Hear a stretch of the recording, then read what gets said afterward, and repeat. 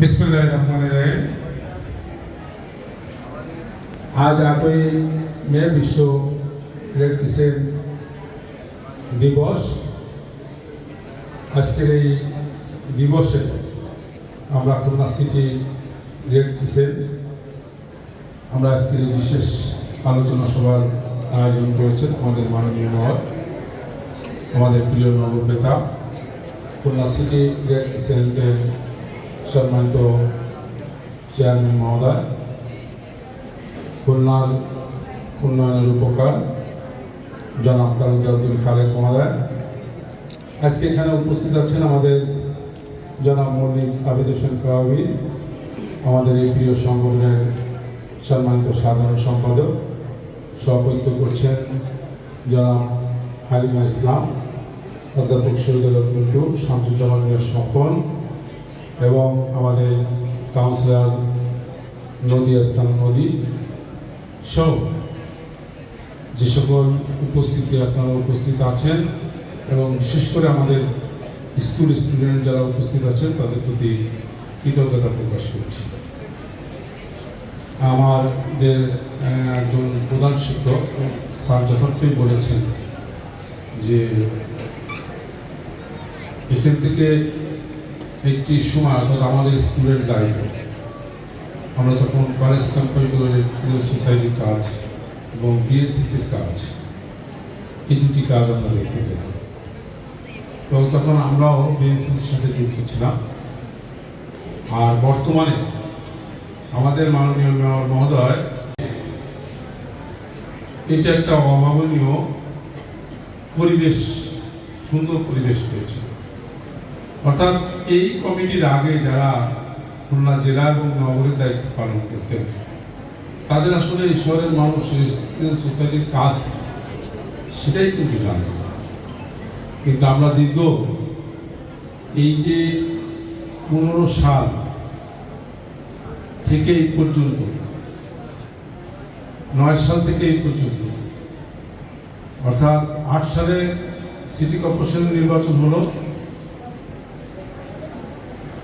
9 সালে মাননীয় মেয়র মহোদয় 8 সালে মাননীয় মেয়র মহোদয় মেয়রের শপথ দিলেন। তার 1 বছর পরেই সিটি রেড ক্রিসেন্ট নতুন রূপ পেলেন এবং উনি দায়িত্ব নিলেন।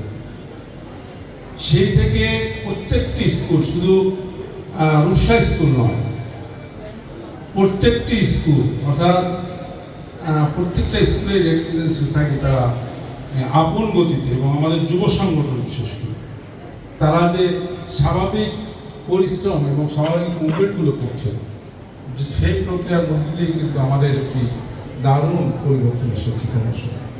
আর এটা আমরা স্বাভাবিক কারণেই চাই। আমরা রাজনীতির সাথে সম্পৃক্ত, সমাজের বিভিন্ন ভালো কাজের সাথে সম্পৃক্ত।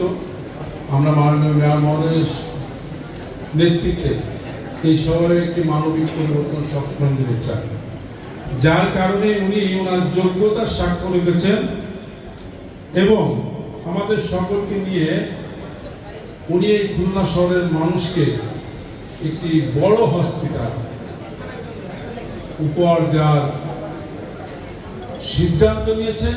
মাননীয় প্রধানমন্ত্রী শেখ হাসিনা ওনার প্রেরণায়, ওনার প্রচেষ্টায় আমাদের মাননীয় মেয়র মহোদয় কথা বলেছেন এবং আমাদেরকে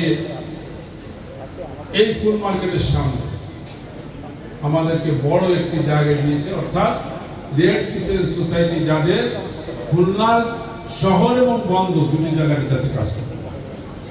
আজকে বিশেষত আমি আমাদের স্টুডেন্টকে একটি জাগরণ বাংলাদেশ অর্থাৎ স্মার্ট বাংলাদেশ মাননীয় প্রধানমন্ত্রী যেটা ঘোষণা করেছেন 2041 সালে, মানবতার সভ্যতা, তথ্য প্রযুক্তির সভ্যতা, আমাদের যে প্রজন্ম অর্থাৎ এই 2041 সালে 65% মানুষ তখন ইয়াং, এনার্জেটিক তথ্য প্রযুক্তির মানুষ থাকে এবং বৃদ্ধের সংখ্যা হ্রাস পাবে, কিশোরী থাকে। তখন এই বাংলাদেশ, সেই স্মার্ট বাংলাদেশের রূপ নেবে মাননীয় প্রধানমন্ত্রী শেখ হাসিনা যেটা ঘোষণা করেছেন তখন পৃথিবীর 15 থেকে 20টা কান্ট্রির মধ্যে বাংলাদেশ নেতৃত্ব দেবে এই পৃথিবীতে। সেই স্মার্ট বাংলাদেশের নাগরিকরা কিন্তু আজকে আমাদের এই রেড ক্রিসেন্ট সোসাইটিতে যোগদান করেছে বিভিন্ন স্কুলে।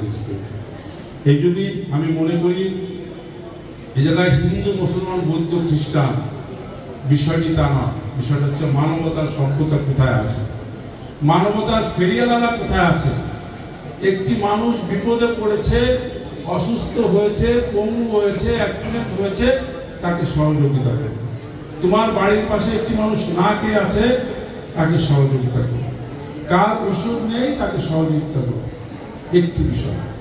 দ্বিতীয়ত, আমাদের জলবায়ুর দারুণ পরিবর্তন হচ্ছে। জলবায়ু পরিবর্তনের ব্যাপারে এখন থেকে আমাদের এই নূতন সমাজকে কাজ করতে হবে। কারণ জলবায়ু পরিবর্তন যত বেশি ঘটতে থাকবে, আমরা রাষ্ট্রভাবে তত বেশি ক্ষতিগ্রস্ত হতে হবে। এই কারণে আমি মনে করি এখন থেকে আমাদের মানসিকতাকে প্রস্তুত করতে হবে।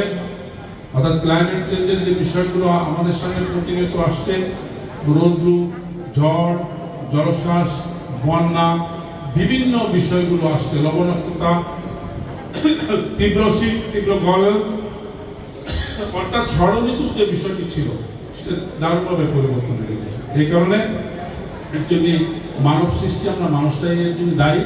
আর এই কারণে আমাদের এই স্মার্ট বাংলাদেশের নাগরিকদের, অর্থাৎ নতুন নাগরিকরা যারা আছে, তাদেরকে এ ব্যাপারে এগিয়ে আসতে হবে।